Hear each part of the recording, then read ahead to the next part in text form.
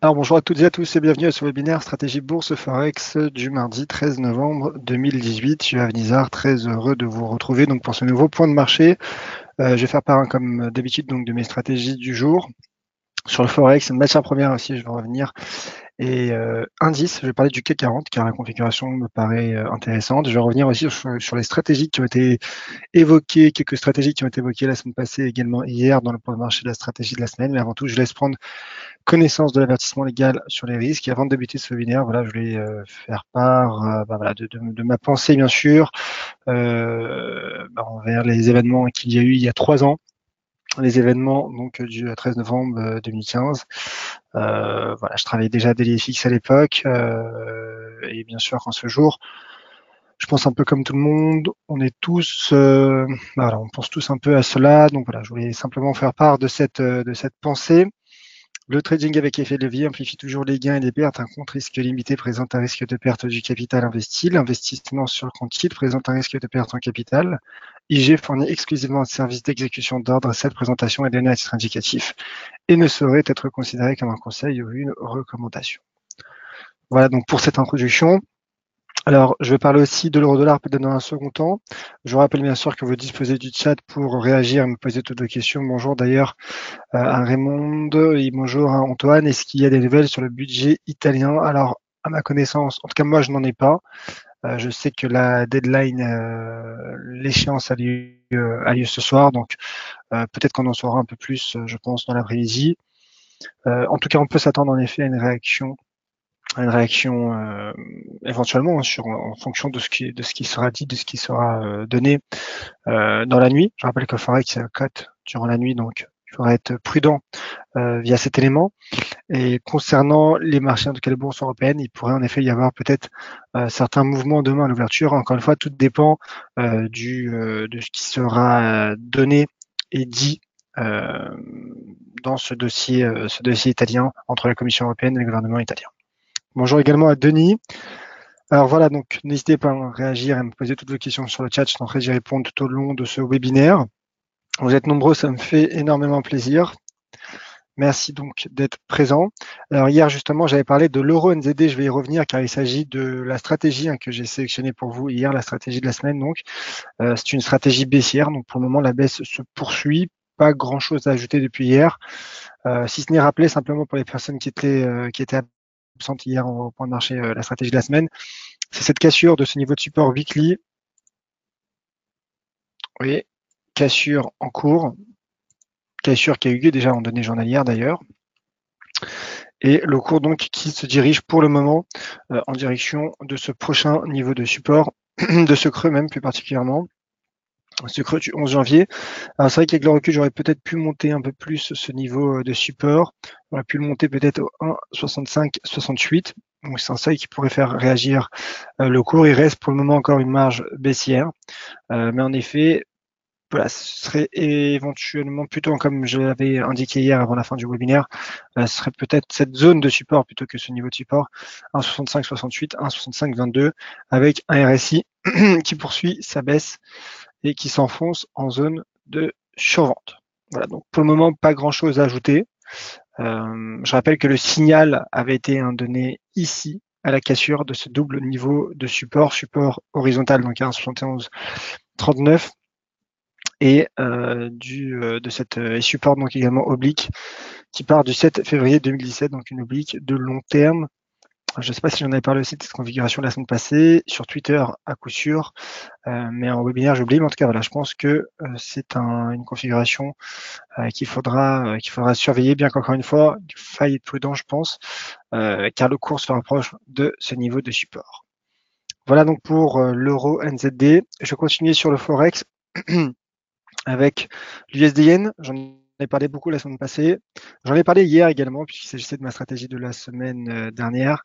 L'USDN qui repart à la hausse. Vous voyez, donc malgré cette shooting star finalement en données journalières, le cours qui repart à la hausse, bien aidé bien sûr par la progression du dollar américain qui guide en quelque sorte le Forex et pas seulement le dollar impacte également le cours de l'once d'or, on va en parler, car c'est l'une de mes stratégies du jour également, le cours de l'once d'or.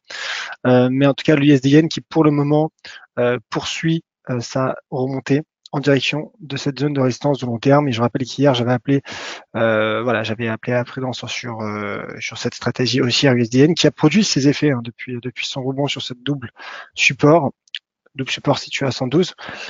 Et voilà, hier, comme je l'indiquais, cette stratégie, voilà, j'ai achevé cette stratégie hier en raison notamment de ce repli qui prenait forme sur le dollar américain, mais également finalement de cette chute tard qui a lieu, et surtout en fonction de la proximité, le cours donc qui se rapproche un peu plus de ce prochain pivot de long terme, bien qu'encore une fois, il reste encore une marge, de progression, une marge de progression potentielle pour l'indicateur MACD, vous voyez, qui évolue dans un rectangle. Et donc, il lui reste encore, en effet, une marge haussière. Mais voilà, je pense qu'à ce stade, le pivot se situe à 114,45 yens. Je vais poursuivre avec l'EuroCAD, le dollar canadien qui est affaibli par la chute même du cours du pétrole. Et donc, bien que l'euro soit également baissier, vous voyez l'EuroCAD finalement est parvenu à rebondir sur un niveau de support à 1,48,49. Donc il pourrait en effet, selon moi, se projeter en direction de 1,49,55.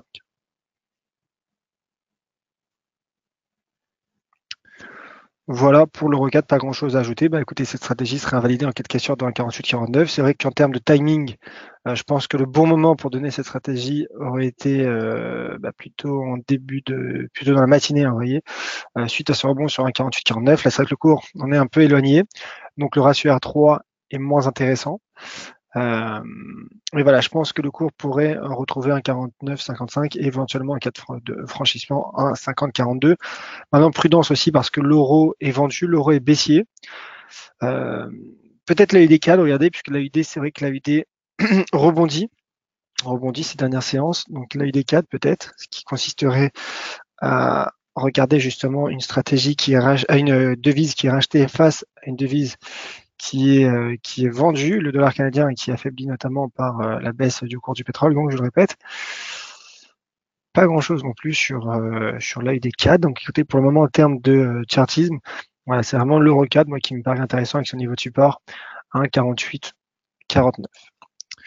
D'autres configurations, j'avais parlé donc du cours de l'once d'or. Bon, on va y venir de suite.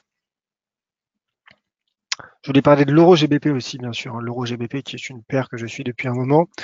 Mais d'abord, le cours de l'once d'or qui est baissier, qui est inversement corrélé au cours du dollar américain, et le cours de l'once d'or, donc qui après avoir échoué sous cette zone de résistance entre 1234 et 1243 dollars, il a cassé 1212 dollars, qui est l'ancien niveau de résistance devenu donc support potentiel et qui correspond aussi à ce poids bas du 31 octobre. Donc la configuration paraît plutôt claire sur le cours de l'or, qui est d'ailleurs repassé sous cette droite de tendance baissière, qui d'ailleurs correspondait à un niveau de résistance. Et le cours, vous voyez, de l'once d'or, donc poursuit pour le moment sa baisse. Il s'attaque aux 1200 dollars et est en train de casser d'ailleurs 1200 dollars. Donc là aussi, je pense qu'il y a un risque baissier sur le cours de l'once d'or qui pourrait, en effet, selon moi, se rapprocher en tout cas des 1180 dollars. 1186 et 1180 dollars. Risque baissier donc selon moi sur le cours de l'once d'or. L'euro GBP, je vous donne toutes mes stratégies donc du jour les configurations qui me paraissent intéressantes. Si vous avez des questions ou si vous souhaitez que je revienne sur un actif en particulier, n'hésitez pas à me le faire savoir sur le chat, justement pour que je puisse y revenir. L'euro GBP donc qui a interrompu son rebond. Alors c'est vrai, comme je l'ai dit hier, alors je rappelle le contexte sur l'euro GBP qui est parvenu à rebondir, comme je l'avais dit hier, donc sur les 0,87 dollars, qui est donc qui est à l'intérieur de cette zone de support entre 0,8732 et 0,8620. Donc le cours qui est parvenu à rebondir. Mais comme j'indiquais finalement la semaine passée, je dirais que l'euro GBP met de plus en plus sous pression cette zone de support.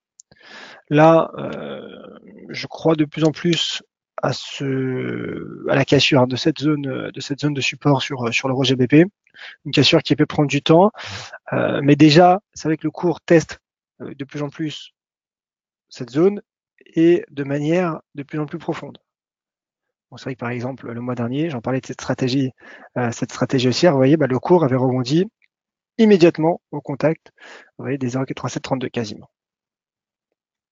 Là, on voit que le cours pénètre un peu plus sur cette zone de support et le rebond est directement, vous voyez, interrompu. 0,87 est de nouveau en danger. Et regardez ce que fait le MACD. Eh ben, il poursuit sa baisse, il repart à la baisse. C'est vrai qu'hier, je mettais en évidence justement ce début de divergence, ce début de contradiction haussière entre l'euro GBP et son MACD, sa MACD, en données journalières. Pour le moment, je dirais que le risque est de plus en plus baissier sur l'euro GBP, qui pour le moment encore sur des niveaux de support, notamment celui à 0,87, vous voyez, à 0,87 d'ailleurs, qui prend bien les points bas et les points des corps en données journalières. Donc, bien sûr qu'à ce stade, dégager une stratégie baissière n'est peut-être pas la meilleure chose à faire en raison de ces niveaux de support technique, mais en tout cas, rester attentif à un éventuel breakout, ce pourrait être en effet une des stratégies, la stratégie en tout cas que j'adopterai, stratégie donc attentiste sur l'euro GBP, qui est de plus en plus sous pression. Theresa May donc a dit en effet que les négociations Brexit approchaient de leur fin.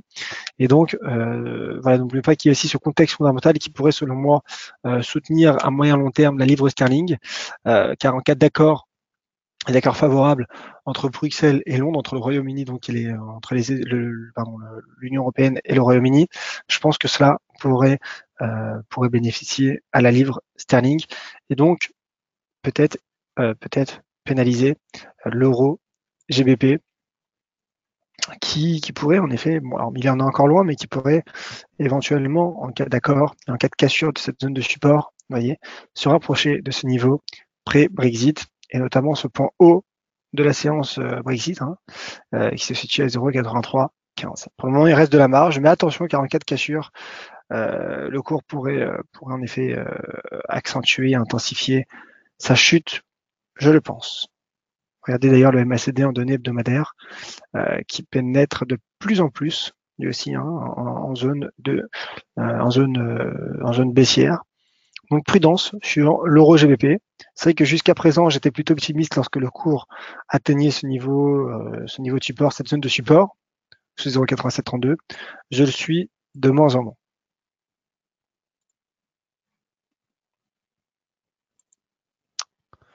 Alors je vais poursuivre. J'avais parlé donc d'une stratégie sur le CAC 40. Et après, je parlerai de l'euro-dollar, bien sûr, puisque j'en ai pas parlé. Le CAC 40, écoutez, je pense qu'un rebond pourrait prendre forme, car déjà, il y a moins de volatilité. Déjà, donc en période de relativement faible volatilité, les cassures sont généralement moins probables. Alors, je fais un lien à ce que j'avais dit en début de webinaire concernant la question de notre ami Antoine. C'est vrai qu'en fonction de ce qui sera dit sur le budget italien, cela pourrait provoquer un regain de volatilité. En tout cas, en me basant sur l'analyse technique, je vois qu'il y a un rebond qui est en train de prendre tranquillement forme sur 5048 points, qui est un niveau de support majeur à court terme. Un très joli seuil d'inversion de polarité d'ailleurs, suite à ce diamant. Mais le diamant a déjà produit ses effets. Mais bon, c'était simplement pour rappeler le contexte. Donc voilà, je me dis qu'un rebond est en train de prendre forme et il pourrait se poursuivre en direction des 5172 points, je pense. En tout cas, en termes de ratio R3, cela me paraît pas mal. Et sachant que ce scénario serait invalidé, serait écarté en cas de cassure des 5048 points. Oui, même donné 4 heures, on peut le constater, ce rebond qui a permis d'ailleurs au cours d'éviter une épaule tête-épaule, en tout cas un triple top ou double top, en tout cas une figure de retournement. Donc pour le moment, pas de cassure, il y a ce niveau de support vraiment intéressant en 5048 qui soutient pour le moment le cours du CAC 40 et donc qui me paraît, et donc un retour sur 5172 me paraît en effet envisageable à court terme sur l'indice de Paris. l'euro-dollar, et ensuite je passerai donc aux éventuelles questions. Euro-dollar qui profite d'un léger rebond technique, motivé notamment par un effet de rachat à bon compte, mais clairement le risque reste baissier. Pardon. L'euro-dollar a relancé son risque baissier depuis la cassure de ce niveau de support majeur à 1,13, qui est également un seuil psychologique. Donc voilà. Donc en termes de timing, on reste à savoir à quel moment le cours pourrait repartir à la baisse. Alors je tente d'identifier les seuils. Alors bien sûr qu'il y a 1,13 qui pourrait faire obstacle au rebond de l'euro-dollar, mais vous voyez, le graphique en données horaires me permet d'identifier également 1,1273 qui est ce précédent sommet. Donc voilà, le cours de l'euro-dollar qui rebondit, mais qui n'en a pas encore terminé avec son risque baissier selon moi.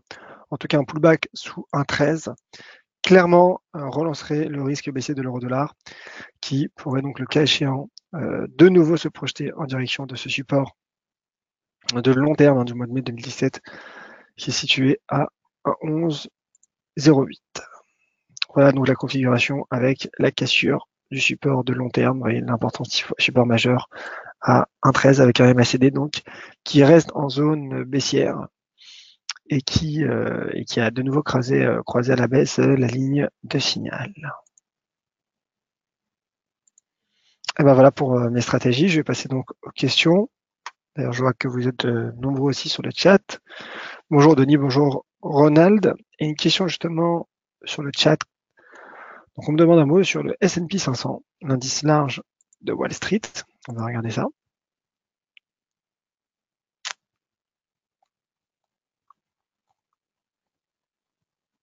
S'il me reste un peu de temps, je parlerai peut-être du pétrole. Alors le S&P 500.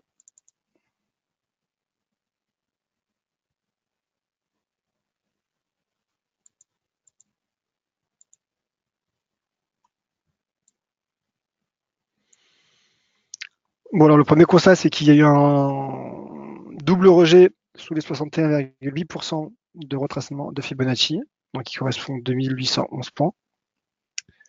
Le cours donc qui repart à la baisse, qui teste donc entre guillemets cette première épaule, puisque vous voyez une épaule tête et une deuxième épaule n'a pas encore pris forme, mais qui sait. Donc là, pour le moment, ce que je constate sur l'indice S&P, c'est qu'il est baissier certes à court terme, mais il teste, j'ai envie de dire, une zone très étroite de support entre les 38,2% de retracement de Fibonacci et ce niveau, vous voyez, de ces deux bougies du 11 octobre et de celle d'hier, du 12 novembre, à 2726 points.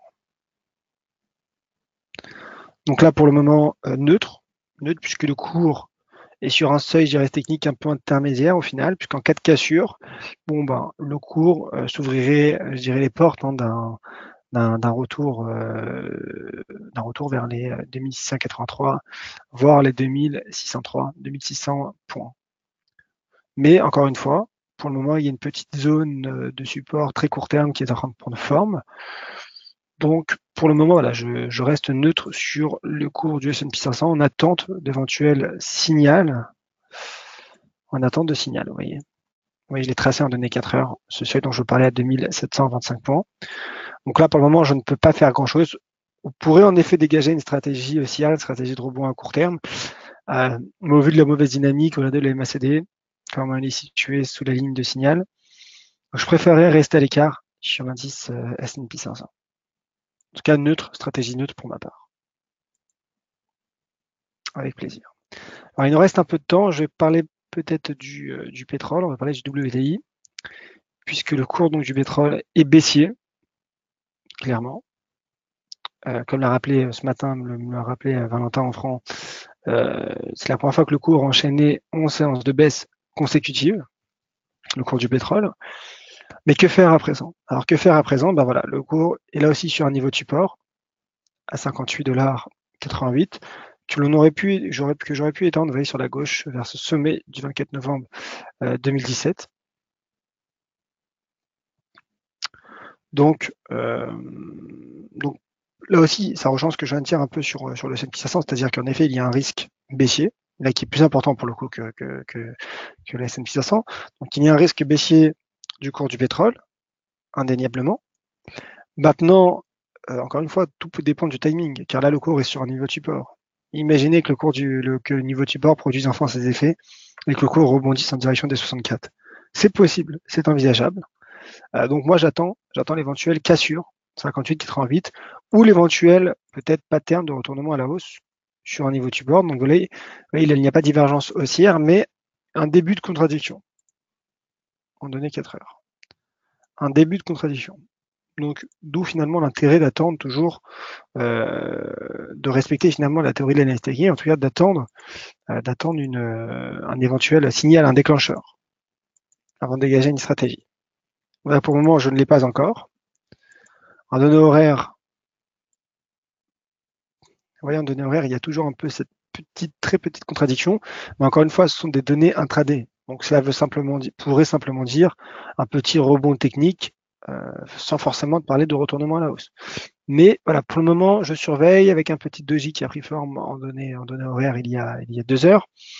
Donc voilà, tout ça, ce sont des éléments que je garde en tête, que je surveille, et j'attends l'éventuel signal, que ce soit à la baisse en cas de cassure de 58-88 ou en cas justement de pattern de retournement à la hausse. D'ailleurs, je parle de pattern de retournement à la hausse. Sachez en effet que demain, comme chaque mercredi, DailyFix France vous propose avec Valentin donc un webinaire éducatif. Demain, il sera effectué par moi-même et il portera sur les patterns de retournement à la hausse et uniquement à la hausse. Voilà donc pour le cours du pétrole. Donc là aussi en attente de signal, bien qu'il y ait un risque baissier après 5 semaines de baisse consécutive. Alors si vous avez des questions, c'est le moment. Et ben voilà, j'ai répondu en même temps à une question qui m'était posée concernant le webinaire éducatif de demain. Donc voilà, ça portera sur les patterns de retournement à la hausse. Écoutez, je pense avoir fait le tour de toutes les questions. Merci à toutes et à tous donc d'avoir été nombreux à ce webinaire. Je vous attends donc demain en direct et de vive voix sur ce même lien d'inscription. Vous avez été nombreux aujourd'hui, une nouvelle fois. Soyez également nombreux demain à 13 heures. D'ici là, bien sûr, je vous attends sur dailyfx.fr pour toutes nos analyses et également sur Twitter @nizar pour mes stratégies et toutes donc les informations me concernant liées au marché. Voilà, donc merci. Je rappelle que ce webinaire a été fait bien sûr en pensant à toutes les victimes des attentats du 13 novembre 2015, à leurs familles, bien sûr, à leurs proches et à toutes les victimes du terrorisme dans le monde.